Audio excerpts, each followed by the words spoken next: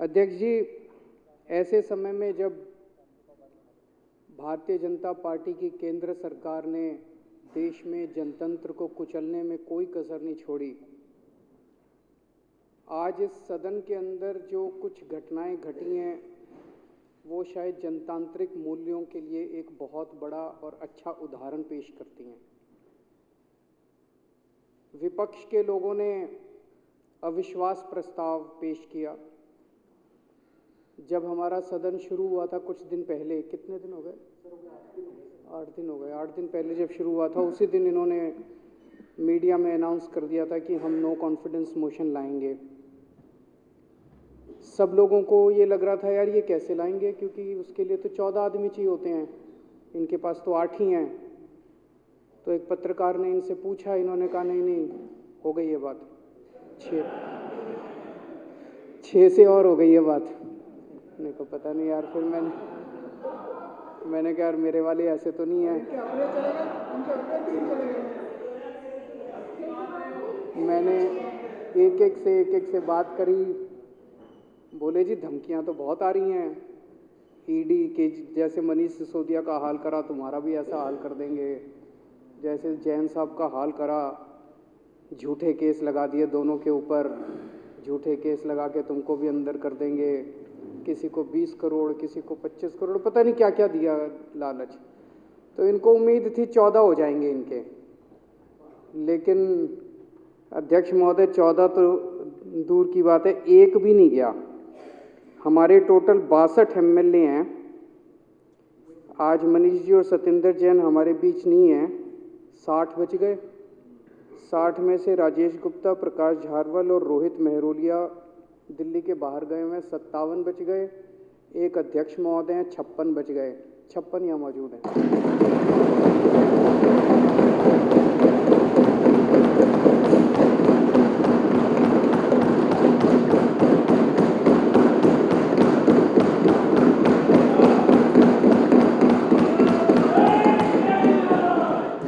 इन सारी कोशिशों के ईडी, सीबीआई 25 करोड़ 50 करोड़ इनको कुछ नहीं हिला सकता। ये तो इनका कल तक इनको फिर लगने लगा कि भाई हमारे पास आदमी नहीं है, तो कल इन्होंने वो विड्रॉ कर लिया अपना नो कॉन्फिडेंस मोशन। इनकी पार्टी हमारी जगह होती तो ये मीडिया में जाके नाचते गाते हमारा अपमान करते, देखो गिर गया इनका मोशन। हम डेमोक्रेसी में यकीन करने वाले लोग हैं। मेरे दिल में आया कि ये अगर नो कॉन्फिडेंस मोशन ला रहे हैं तो ये ज़रूर कुछ ना कुछ बात अपनी कहना चाहते हैं, इनको अपनी बात कहने का मौका मिलना चाहिए। तब मैंने कहा भाई ये नो कॉन्फिडेंस नहीं ला पाए कोई बात नहीं है, तो अपने ही दोस्त अपने ही लोग हैं, आज उस पार्टी में कल यहाँ होंगे।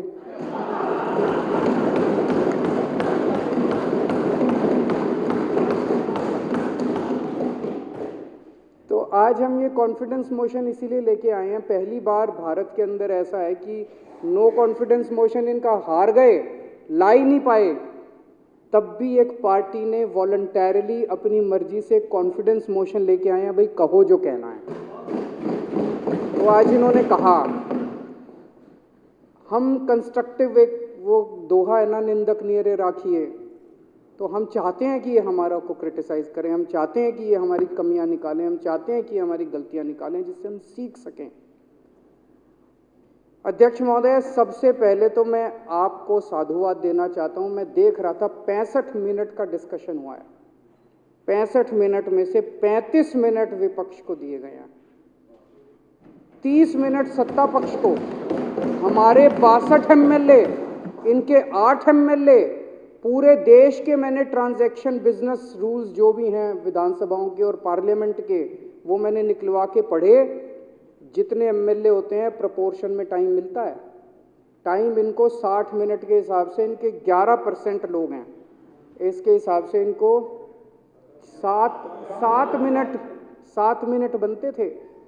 7 की बजाय आपने 35 मिनट दिए इनको, 5 गुना। और मैं सारा बैठ के लिख रहा था ये क्या कह रहे हैं।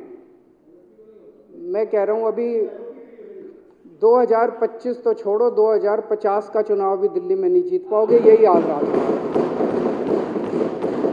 देखिए, केवल क्रिटिसाइज करने के पॉइंट ऑफ व्यू से क्रिटिसाइज करना अच्छी बात नहीं है।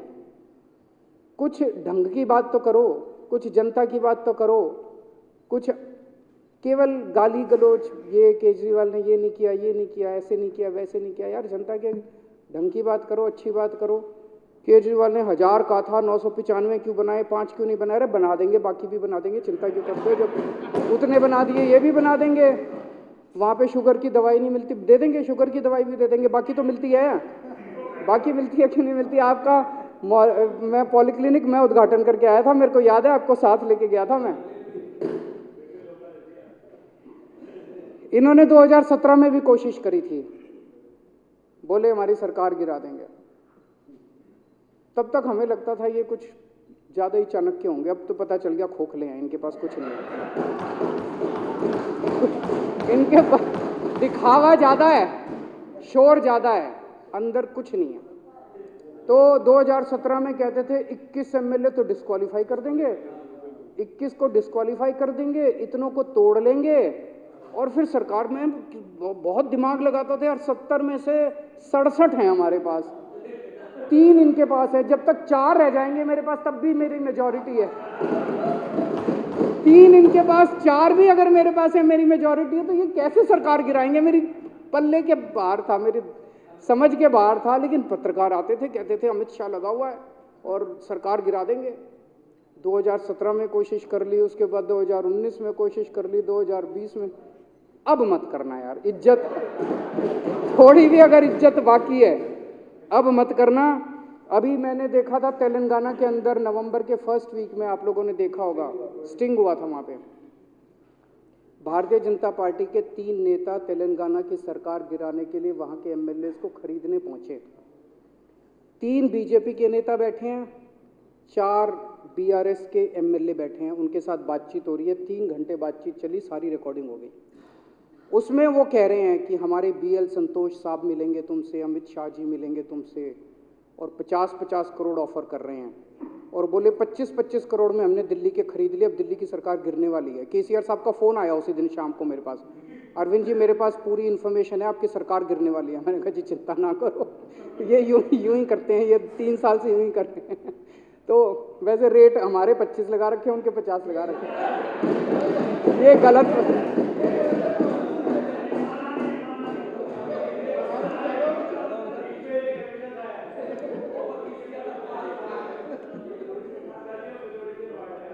अब कोशिश मत करना, इसके बाद थोड़ी सी भी शर्म हया बची है तो अब कोशिश मत करना। ये आम आदमी पार्टी है, हम भगत सिंह के चेले हैं, फांसी पे चढ़ जाते हैं, ऐसे नहीं बिकते। फांसी पे चढ़ना मंजूर है, देश के साथ गद्दारी नहीं करेंगे। सबसे पहले तो मैं इनको सबको बधाई देना चाहता हूँ, ये एक एक हीरा है हमारा।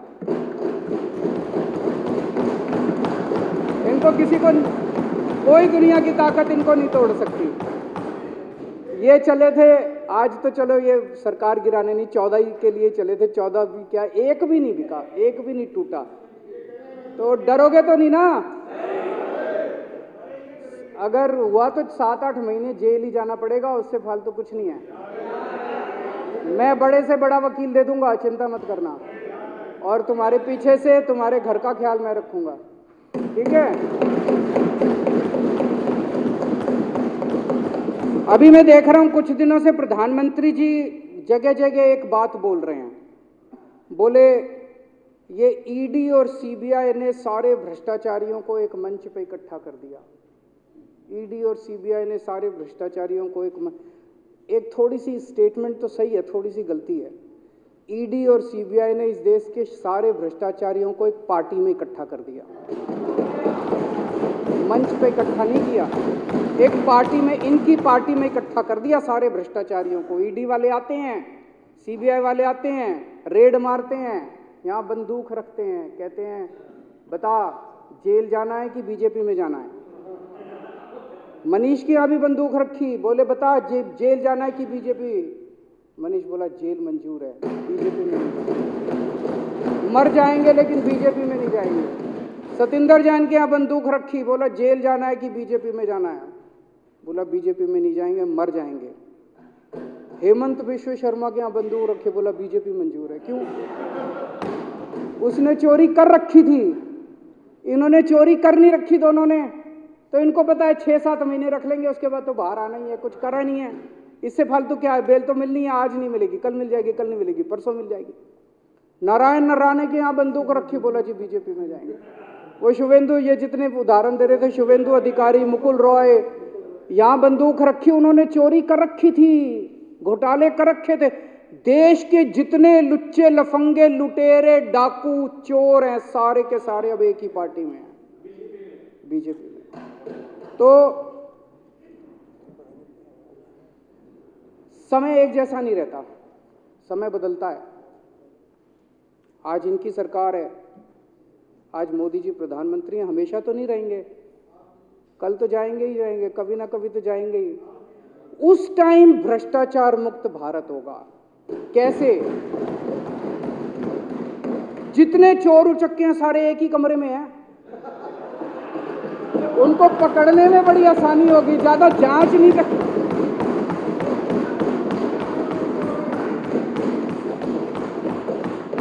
सारों को ईडी सीबीआई दिखा के सारे देश के लुटेरों को इन्होंने अपनी पार्टी में इकट्ठा कर लिया।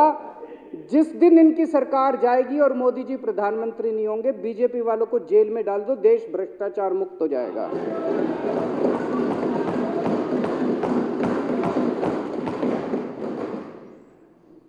अध्यक्ष महोदय, प्रधानमंत्री जी को भगवान ने बहुत बड़ा मौका दिया था, इस देश की जनता ने बहुत बड़ा, इतना भारी मैंडेट दिया था। वो चाहते तो इस देश की सूरत बदल सकते थे, कुछ भी कर सकते थे। वो चाहते तो इस देश को कहीं ना कहीं का कहीं ले जा सकते थे। क्या किया उन्होंने? देश में लूट मार, नफरत, लड़ाई झगड़ा, आज हर आदमी डरा हुआ है देश के अंदर। सबको साथ लेके चलते, जैसे हम सबको साथ लेके चल रहे हैं, हम इनको भी साथ लेके चलते हैं, सबको साथ लेके चलते हैं, हम लोग सबको साथ लेके चलते। मनीष सिसोदिया ने इतने अच्छे स्कूल बना दिए, प्रधानमंत्री जी मनीष जी को बुला के कहते मैं तेरे को देश कार्य शिक्षा मंत्री बना रहा हूं, मनीष सिसोदिया जा 10 लाख स्कूल ठीक कर दे देश के, तब बड़ी बात होती। उनको इतना बड़ा मौका दिया देश के लोगों ने कि कुछ का कुछ कर सकते थे, लेकिन उन्होंने सारा मौका, आज सारे डरे हुए हैं। कल एक बड़ा इंडस्ट्रियलिस्ट आया था मेरे से मिलने के लिए, बोला जी एक एक करके सब लोग इंडिया छोड़ के जा रहे हैं, सब इंडिया छोड़ के जा रहे हैं, विदेशों की सिटीजनशिप ले रहे हैं, क्यों, क्या जरूरत पड़ गई? बोले कभी ईडी, कभी सीबीआई, कभी इनकम टैक्स, कभी फलाना, कभी ढिमका, ऐसा डरा रखा है, सब लोगों को इन्होंने डरा रखा है, किसी को काम नहीं करने देते, ना खुद काम करते, ना किसी को काम करने देते, किसी को जीने नहीं देते, सब लोगों को डरा के रखते हैं। ये भी डरे पड़े हैं, ऐसा नहीं कि ये 2 को छोड़ के बाकी सारी बीजेपी भी डरी पड़ी है, बाकी सबका इनका भी यही हाल है। मीडिया को डरा रखा है। मीडिया वाले जब उलट सुलट गंदी खबरें, गलत खबरें दिखाते हैं, कई लोग गालियां देते हैं मीडिया को, मीडिया ऐसे क्यों है, मीडिया बिका हुआ है, गोदी मीडिया है, फलाना मीडिया। मैं आप सबकी जानकारी के लिए बता दूं, एक मीडिया हाउस के मालिक के ऊपर 4-4 ईडी के केसेस बना रखे हैं इन्होंने। आप भी उनकी जगह होते, आप भी यही करते। मजबूरी है उनकी। जिस दिन ये पता चल गया ना मोदी जा रहा है, ये देखना ये मीडिया खा जाएगा इनको पकड़ पकड़। अभी मजबूरी है सबकी मजबूरी है, मीडिया वालों के। एक मीडिया हाउस के मालिक के ऊपर इन्होंने 4-4, जब मर्जी जेल में डाल दें इसको, जब मर्जी जेल में डाल दें इसको। सबको डरा रखा है इन्होंने, जजों को डरा रखा है इन्होंने। देश के सारे जज डरे पड़े हैं, सुप्रीम कोर्ट के जज डरे पड़े हैं, हाई कोर्ट के जज डरे पड़े हैं, डिस्ट्रिक्ट कोर्ट के जज डरे पड़े हैं, पत्रकार डरे पड़े हैं, रिपोर्टर डरे पड़े हैं, इनसे इंडस्ट्रियलिस्ट डरे पड़े हैं। जितनी ऑपोजिशन की सरकारें हैं, किसी को नहीं चलने देते। हमारी पंजाब में सरकार है, इस बार बजट सेशन नहीं होने दिया उनको। पंजाब सरकार का बजट सेशन कराने के लिए सुप्रीम कोर्ट से आदेश लाना पड़ा। गवर्नर कहता है मैं फाइल जाती है ना हाउस की प्रोसीडिंग होने के लिए, फाइल जाती है एलजी साहब के पास, जैसे वहां गवर्नर के पास जाती है, वो तो फुल स्टेट है। गवर्नर फाइल लेके बैठ गए।